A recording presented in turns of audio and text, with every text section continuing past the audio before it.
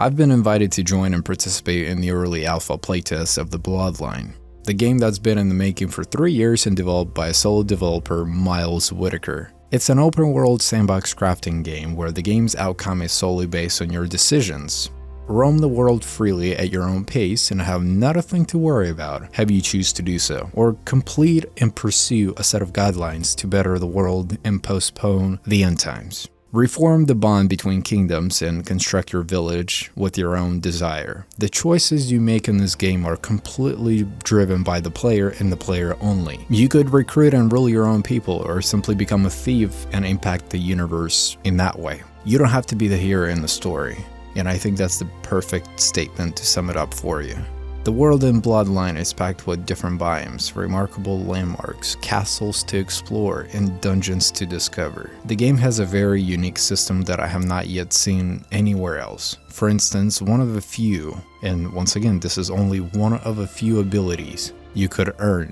You could acquire a special ability called Foresight. It allows you to look into the future and predict upcoming storms along with attacks from your enemies. You also have the ability to use a grappler and use that to either throw your enemies around or, of course, use that as transportation system. As a matter of fact, every task and action you do, it has a very distinct level system associated with it. Sort of like Valheim if you think about it. The more you jump and the more you run, the more your endurance is built. The more time you spend battling with swords, the more experience you gain with it, and so on and so forth. You could hunt different creatures, fish for rare and exotic fish, create potions, and here's my all-time favorite. You could transform into a beast. Remember in Skyrim you had the ability to either transform into a werewolf or a vampire. You didn't have to, but it was certainly there as an option. Well, the same applies here. Outside of you learning and crafting spells, you could tame creatures and use them for your own convenience, or even as mentioned, become one yourself. The route that Miles took with this RPG is extremely exciting and fulfilling. The open world freedom you have with the Bloodline is so impressive. I've seen things in the game that I have not even imagined before, and that's what just blows my mind. Now let's address the very obvious. I know how people in my community act towards reused assets,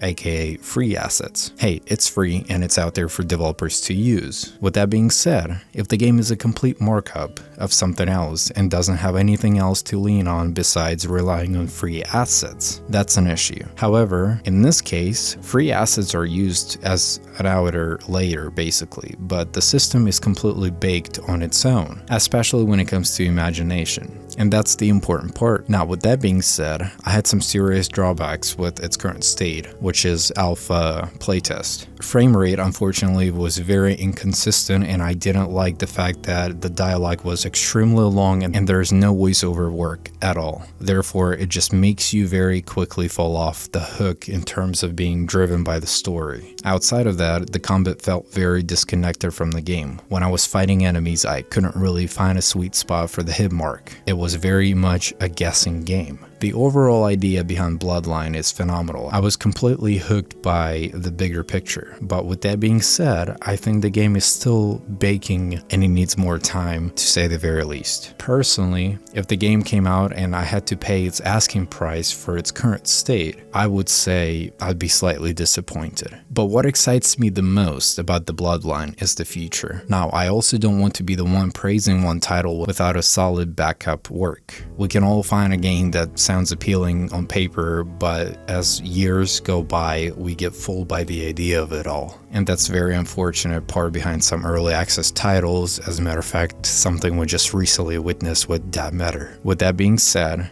be your own critique. At the end of the day, my job is to bring it up to you and state my own input, but the rest of it is completely up to you. I will surely come back and revisit this game in post-production when things come up to the surface a bit more, because all things considered, this is developed by a sole developer and the work here could either be astronomically impressive or indeed in desperate need. But then also keep in mind that this game has been in development for the last 3 years. You know, what can one person achieve within 3 years. You know what to do. If you enjoyed this video, you enjoyed the title, you can wish this currently on Steam. It will be available next month. Definitely keep your eyes peeled on this title. I highly suggest before you buy this game, keep your eyes out, watch a few videos from different content creators, see if this is something you want to invest into. Doesn't matter what game it is, do not watch one video and try to make a decision based on that one video. With that being said, this was your boy Roos, and I'm out. Goodbye.